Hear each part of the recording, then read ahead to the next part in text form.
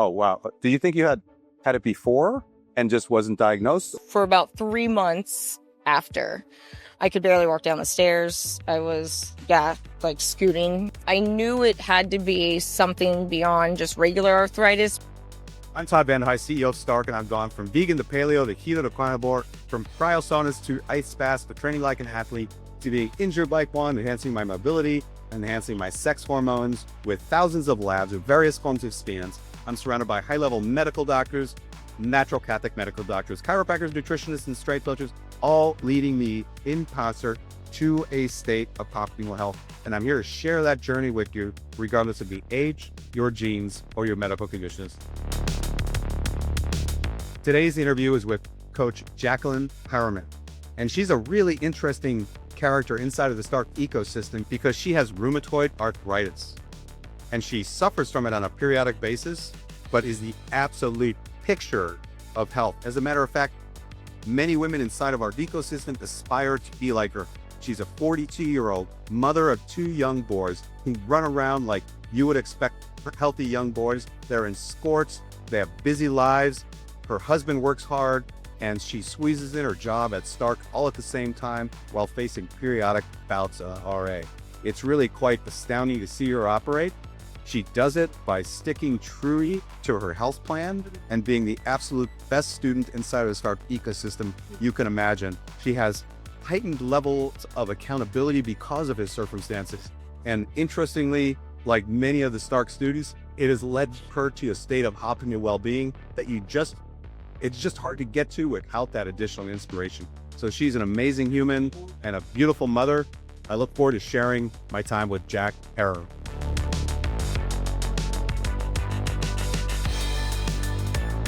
Let's talk about your family and your age, I your am, marital status, and then all the other personal things about you. oh gosh, okay. So what are your circumstances? My age, sex, location. It is, I am 42, married with 2 boys, married for almost 13 years Wow. now. How old Wow. are the boys? 8 and 11. 8 and 11. 8 and 11. So I would describe your circumstances for most mothers and fathers as challenging.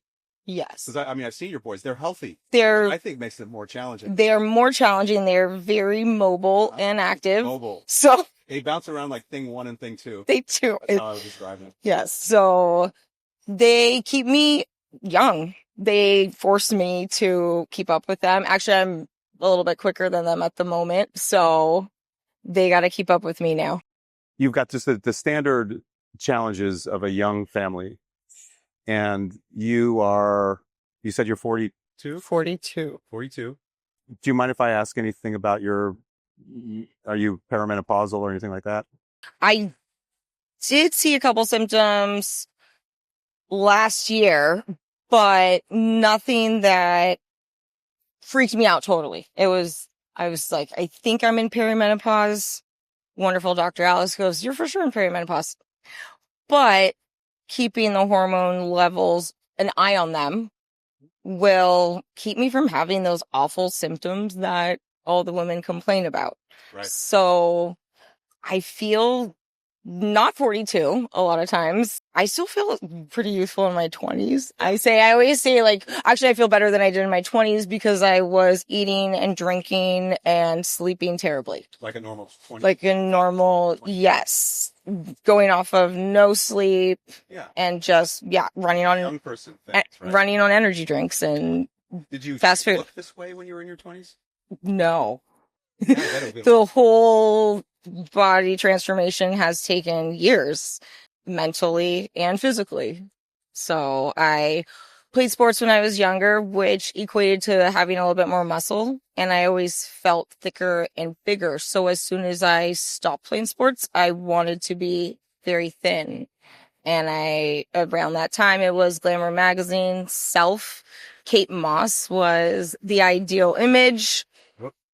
I wanted, The best. it's like I wanted that quarter thigh gap. Now that is not at all what I want to look like.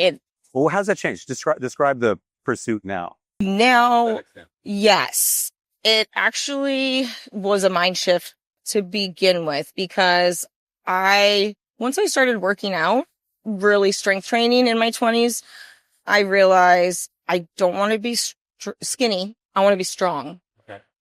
That actually shifted everything. And I think I just stopped the hyper focus on a number on the scale and a size. Okay. Ooh, question about that. Number on the scale. How does that compare to when you perceive yourself to be in an ideal state? I thought I wanted to be 120.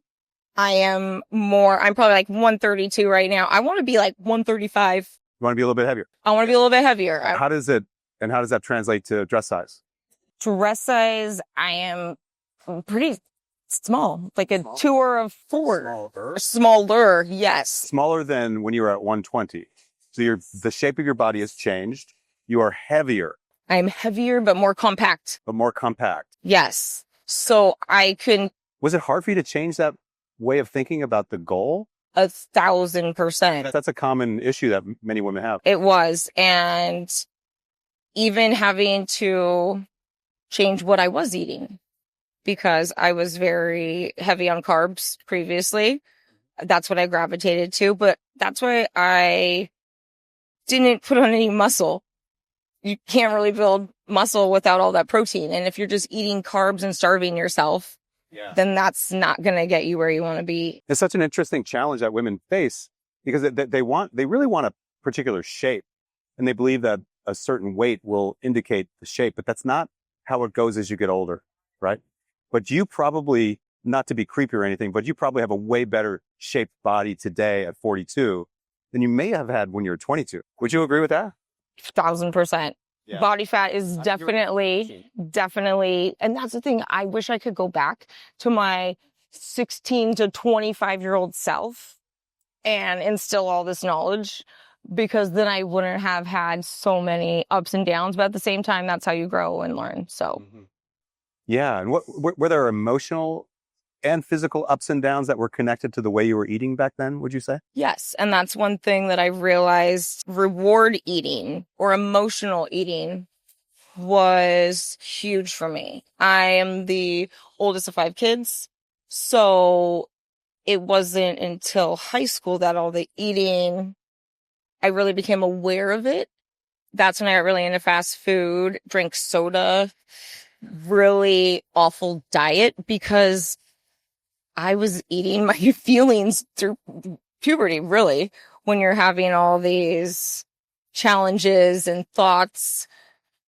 I could have probably gone to my parents, but I didn't want to bother them because they had other kids. So it was just easier to kind of like do my own thing, but then you get in your head at the same time, and it's just a battle emotionally and physically, because then you might start to feel good emotionally, but then physically it doesn't match.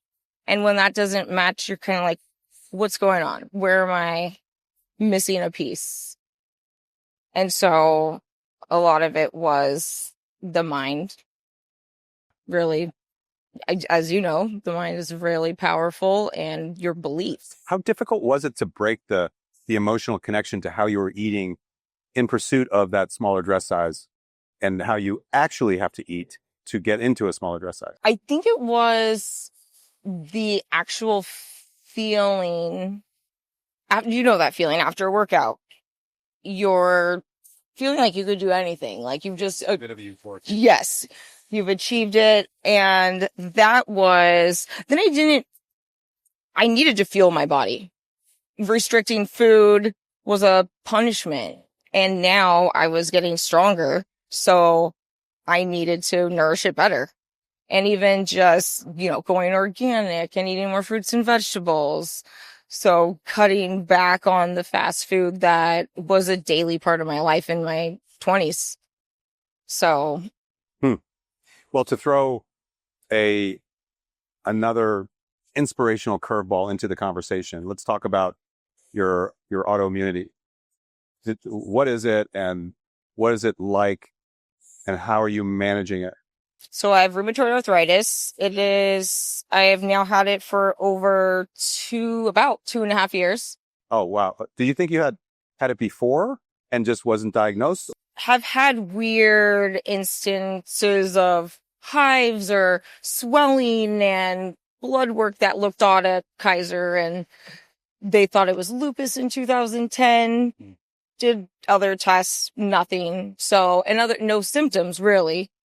It wasn't until I had COVID that it triggered the actual RA.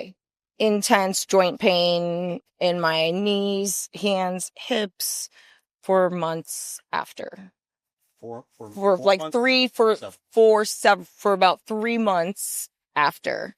I could barely walk down the stairs. I was, scooting. This is 2.5 years ago? It was December 2021, I guess, because it was 22 that I was diagnosed, And so, because I've been here for 2 years, so it was before that. Yes, I was not able to even really walk.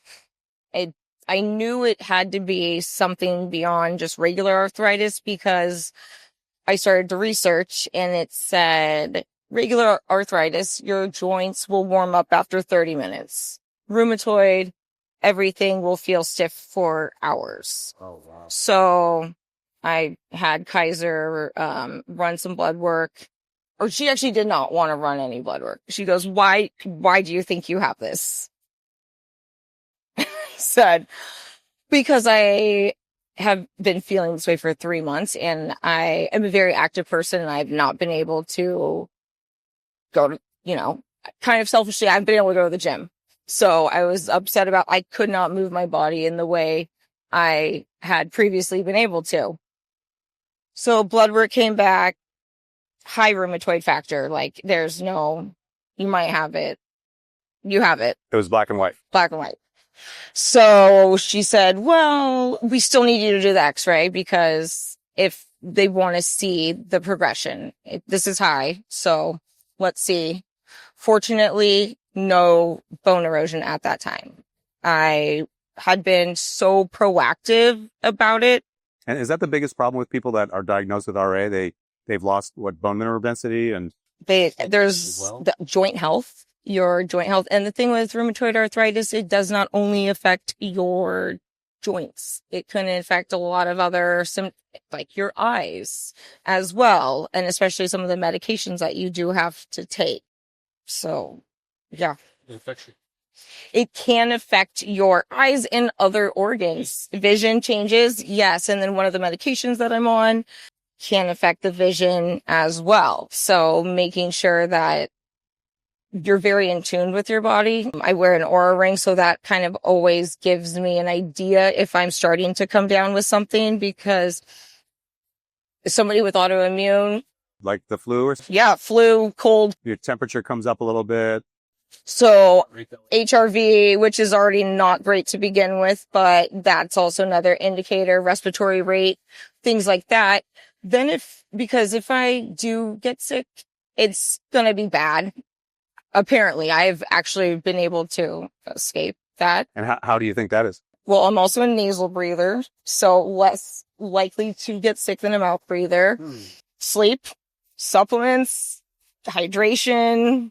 Well, this is so interesting because all the statistics around all of the diseases are built around regular people that live normal American lives and eat and live the way most Americans live and eat, which is to say they eat poorly and are very sedentary. And you are neither of those. And so the expectations would change then, right? Oh, for sure. You lead a very normal, active life and are probably a role model for people that don't have RA. Like among your friends, I'm assuming. And I think some of them don't even know that I have RA, and especially acquaintances, they would not know. So, yeah. And because that's one thing, when I have had flares, I don't want to be defined by that. And I don't want to not be able to do something because of this, or somebody not ask me something because I have RA and I'm not going to be able to perform or do something in the event that it's something that, I have a flare and my joints are inflamed. And So it's just being really in tuned and in even mental well-being, because that I've noticed the correlation when I am more stressed, my body will sense it more and will react. Right. You're more sensitive to those things than others, but everybody's sensitive. Everybody is sensitive. You're just more. Yes, just more. I think I just pay attention to it, whereas other people might overlook it. Yeah. Well, the repercussions are greater for you. Oh. Right. And, it's interesting because you and I share that in common. I have heart issues that I've had since I was in my probably late 20s, just not diagnosed. And as a result, I've paid such close attention to my body, how I eat, how I live, how I think. And you have to do the same thing, but for other reasons. It's almost like a blessing because we are held accountable by the weakness of our bodies. That's what I want my kids to know also is you want to treat your body well. I don't think I gave myself RA, but I definitely loaded the gun with the way I was eating before. And you emptied it. Yes. So when I went to my last appointment, no active inflammation. So that was great. I have bone erosion in my feet that was found unfortunately, once they took the x-ray, typically it takes, I think, 18 months for anything to show. The bone to show any erosion in an x-ray, it will have to take time. And since I caught it so early, nothing showed. The second one did.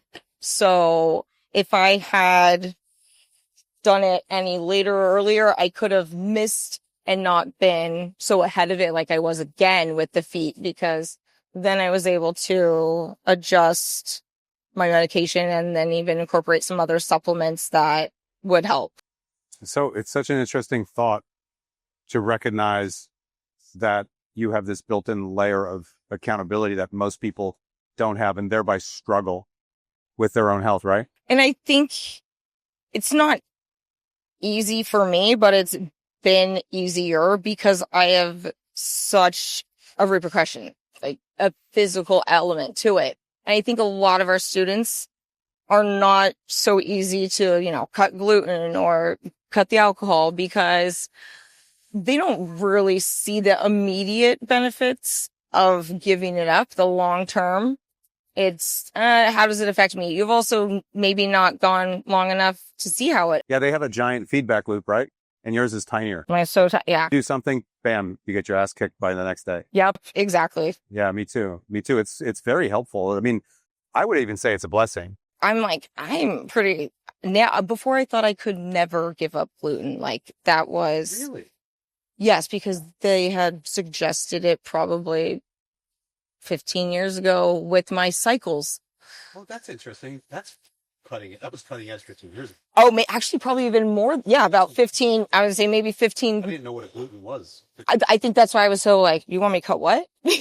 And there weren't alternatives. And it was not my regular doctor. I had seen another doctor at the time just to get in, and she said, and she was way ahead of everything. She said, I would suggest cutting gluten because it's highly inflammatory. And if you're always like, and then, yes. And then come to find out, I also have a gluten sensitivity. So. Double whammy. Yep. Yeah. What are some of the foods that you would say through your experience and as indicated by practitioners in or outside of the Stark ecosystem that are the most critical for you to avoid that are specifically related to RA? Dairy and gluten, possibly eggs. I think it depends on the person. And okay, this is special to you, or do you think it's for RA in general?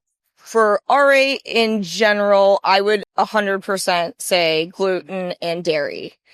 As we find most women, and also we're the only species that drinks another species' milk. Mm-hmm. Yeah. So I heard that originally from the vegans. I became vegan. Yes. So we are not, and then the way adults' systems react with dairy, we cannot process it the same. So I had reactions as a child. My body was trying to tell me something. I could not tolerate it, but I didn't know that until I came here. And I think adults want to see an actual, you know, 1,000%. Because if it's not right there, black and white, then it's always, there's, you know, a chance for error, an opportunity for. Especially, I mean, you don't want to believe it, right? I did not. And then I even had a joke that I had, like gluten was like an ex-boyfriend that would come back into my life on the weekends. And then it would be, I'd have to, yeah. And then I'd like, oh my gosh, I should not have eaten that slice of sourdough bread at dinner because then it takes 6 months to get out of your system. And so I would almost relapse, but then every reaction would intensify every time and it would come back with the vengeance. So it was worse and worse. Like compound. I don't really better because you have. I think so. I think that's what it was. And so, yeah, I don't even mess with. I'm sometimes annoying at at restaurants because gluten, dairy, and egg, that's a lot to avoid on top of like all the moderate, like green beans, almonds, just. And do you think it's all gluten or is it U.S. gluten? Oh, 1,000% U.S. gluten. And do you think it's all dairy and all eggs or just, you know, manufactured dairy and eggs? Manufactured for sure because. So you think you go to like France and eat? I've joked that I want to go to Europe and my husband's like, I don't think we need to go to Europe just so you can eat pasta and bread. He doesn't understand. But he doesn't, yeah. I'm like, you have no idea. I think you do. Yeah. So, because they use ancient grains, whereas we have changed the chemical makeup of gluten where we don't even know what it is now. Yeah. So. I mean, we have a lot of students that are gluten-free here, go to Italy, eat a bunch of pasta, don't react, then come back and they do the same thing here and they react. And even go there. Sensitivity, right? Yes. It's definitely for you. Well, I looked that up between an allergy and a sensitivity, and allergies typically don't react for a couple hours. But I've unintentionally had some, you know, cross-contamination at restaurants, and it's been about 30 minutes to an hour. So I'm like, is this now developing into an allergy? Yeah. Is it now am I that sensitive that it's become an allergy? Yeah. So I'm not, I say sensitivity, but it's because we did the sensitivity test, but I think it's definitely, beyond that. And so do you feel like you're making a big sacrifice by not eating those foods? No, because all of the extra like pudginess that I had in my teens and 20s that I thought I needed to lose weight, I could have just cut gluten and probably been there a lot sooner. Yeah, you but probably just cut gluten and you would have been a lot sooner. Yes. Same experience. I mean, but you don't want to believe it. You want to experience. It is. It's nice and chewy. Yes. Fluffy. For those listeners that don't know what gluten is, it's the protein in things like bread that enable it to have that texture that's so wonderful and addictive, I would say. Yes. That's what I've said. It's definitely like a drug because the times that I would relapse with gluten, it was like, oh my gosh, like felt a little bit out of control and and that's why I was like, this is a slippery slope because I don't want to get back and have to do everything again, like to go in the sauna, detox to get everything out and just feel less inflamed and bloated and. Yeah. I mean, I don't know about you, but at this stage, I don't feel like I'm sacrificing anything. Like you stop missing those things. Definitely even going out and then now we know how many calories we should be taking in and seeing how gluttonous people can be. And then you go to a party and it's like cake and pizza. And I've brought my own meal once and the adults are like, what is that? That looks amazing. One of the meal preps. That's funny. So I think people want to be healthier. They are just not put in situations that make it easy for them either. And they tend to have excuses. Mm-hmm. Yeah, I guess, you know, back to the feedback loop problem, yours is really small. You do something, you suffer the consequences and you know what to connect it to. Most people have such a large feedback loop. Like they may become inflamed. They may have a slight headache, minor aches and pains, and they get a little bit fatter every year. And it's not aggressive enough to incentivize, because we're just far more incentivized by pain rather than pleasure.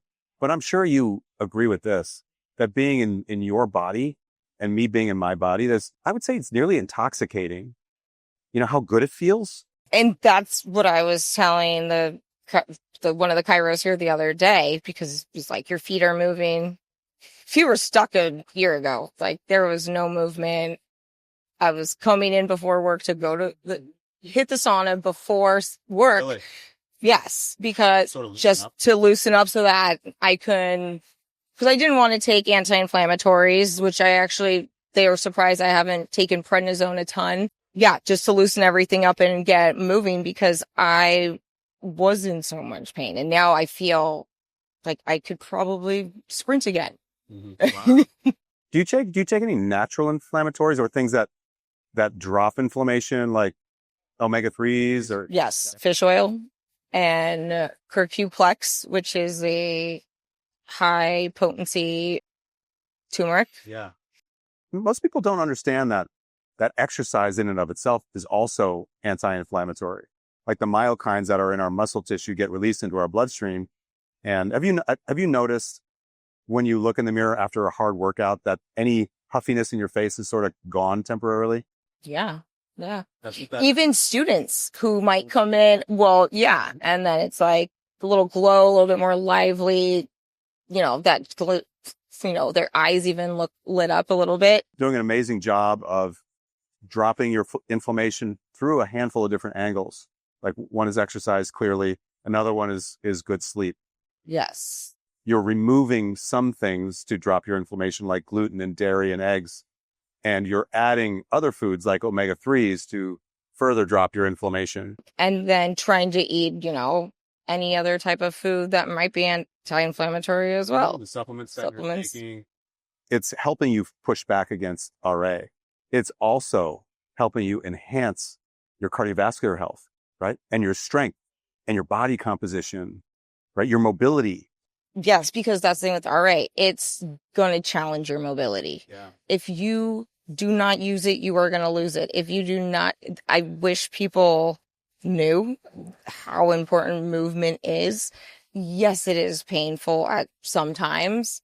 It's going to be more painful when everything gets locked up and stiff and you have no chance of moving it. That was my biggest fear. Right. That's, I think, that's so scary. Seeing pictures and it's terrifying that my job, which is so physical, to think that I wouldn't be able to do this. Wow, the job that you do, the way you make a living with rheumatoid arthritis is astonishing. Like you're a coach at Stark, moving around heavy weights, moving all day long on your feet. And then you go home and you're the mother to two boys that I would describe as, they're like thing one and thing two. Like they move like the wind. They're all over the place. Thank God, because they appear to be very healthy. It's it's awesome to see young boys that are that healthy. That's very uncommon. And I was telling somebody, the youngest they think they've both only had antibiotics once in their life. And it wasn't until this year. Yes. Like I said, the younger one eats like you, Todd, so. That's awesome. Yeah. Yeah. I'm sure you're a big part of that inspiration, right? You've shaped what is available in the home to a certain degree. Do you eat special meals compared to them, or do they all eat like you? They can still eat gluten, but my oldest has noticed that he thinks he's sensitive to it. He gets really stuffed up, stomach bloated. So, but he wants to see a blood test just like anybody else. So Demanding young man. I have now been able to make gluten-free pasta, where before I would have to make one pasta and another, but they don't even know it's gluten-free anymore. So that works, because yes, it could be challenging to have one meal and another. So I've started to shift more towards what I'm eating so that they're going to eat better. Do they always eat well. I would like to say so, but if they're at their friend's house, I don't. So this is such an interesting concept to me because you're essentially eating the way for health optimization. You're eating the same way we would recommend you eat if you were a student that came into our system and wanted to become optimally healthy. Off the top of my head, maybe supplements are unique to you a little bit, but generally they're foundational approaches to nutrition, right? And as a result, your state of sickness in the form of rheumatoid arthritis is suppressed. And that is the way it is to be healthy. Whatever you're facing, whether it's like me with cardiovascular health issues or cancer, we have cancer patients as well, or in your case, this autoimmune disorder, it all gets kind of shuffled into the background if you're treating your body the way it was designed and giving it what it needs to perform at a high level. And that's actually what you're doing. And then the outcome, what comes also out of that is this, right? This thing, for those just listening, I just pointed at her body. It's everything that people see on the outside, right? Exceptional body composition. You look very strong also. You look feminine, right? You have good skin, right? You have good energy. You seem to be reasonably stable. So your mental well-being, at least from a physiological angle, is being cared for in that low inflammatory environment that you've created inside of your body. Yes. And on that note, when I was younger and not eating well, mental state was not great. Metabolic syndrome and mental health are bidirectional. One creates the other and the other makes the other worse. They go back and forth, and then you're on meds, and then you've become, you get type 2 diabetes, and then you're obese, and then it's just screwed from a bunch of different angles, and then probably cancer. It's really rough, or heart disease. Yeah. It's really, really rough. So you're on this other end of the spectrum in health optimization, but you still have, I'm assuming, some things that you face from time to time. Like, can you describe what that feels like or what that is? Well, the joint pain, just a few months ago, I was not able to. Pull-ups have always been my thing. I had burst. Pull up? Oh, yeah. But it was really awful when I went to go do a second one and my body just stopped, like gave up. Wow. And I think it was just like a deep fatigue. Is that kind of? It was so bizarre. And other people who witnessed it and were like, I don't know if it was like the guarding, because you know how your body will often guard if it's fear. And so a week after that, I was, working with mobility and making sure I'm taking all my supplements, ice, heat, to see if that is gonna move the needle a little bit. And it is really, it can be debilitating, because if you're in your head and it's like one negative thing, this is falling apart, there is such a connection with the body and mind. So everything started to feel even worse. And then it was the mind shift again. I'm going to keep fighting. I'm not going to allow this to, keep me down, and I can heal I'm on the right path. I can heal, and it started to improve. So I think Do you have just sporadic bouts? Yes. And it's usually a lot of times overexertion. I tend to overdo it sometimes. Like working out? At home. Lack of sleep or? Because I get home from this job, but I still have another job at home. Yeah. So I'm like trying to get everything done. And that's when, I may not go to sleep until later. So then the next day my sleep scores are not that great, and I feel a little bit more fatigued. And you can't make up sleep. There's no, that sleep debt you can't make up. So I tend to try to take the weekend to recover or get outside, doing something somewhat active to get my spirits up, because sitting inside is depressing.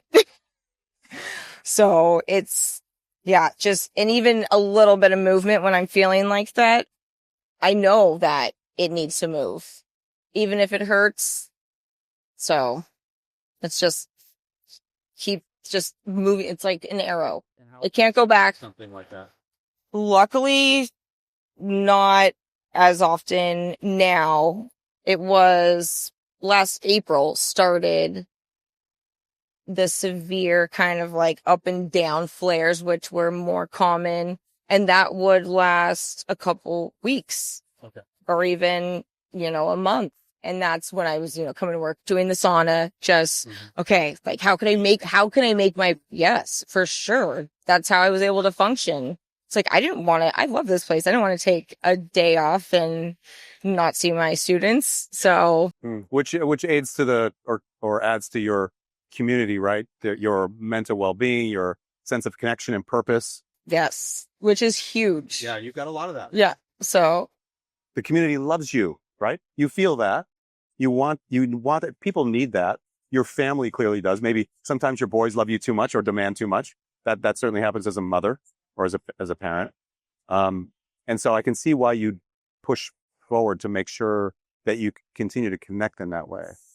But then if you don't take time for yourself, you cannot, if there's nothing left to give, where are you going to go? So hurt you more than others. Yes. So that's the fine line of recognizing when, okay, I'm like starting to get burnt out. I need to take a little, just sit down, rest, take a load off. Like there's no reward for being busy. I've already got my steps in. Yeah. Well, thank you so much for sharing this. You've got an amazing story. You really do. You're an inspiration. So many women in particular really look up to you because of what you've been able to overcome when their journey seems to be so much easier. Thanks so much for sharing this. I know it's very, very personal information. And if you'd like to learn more about Stark, you can find us at stark.health. That's stark.health.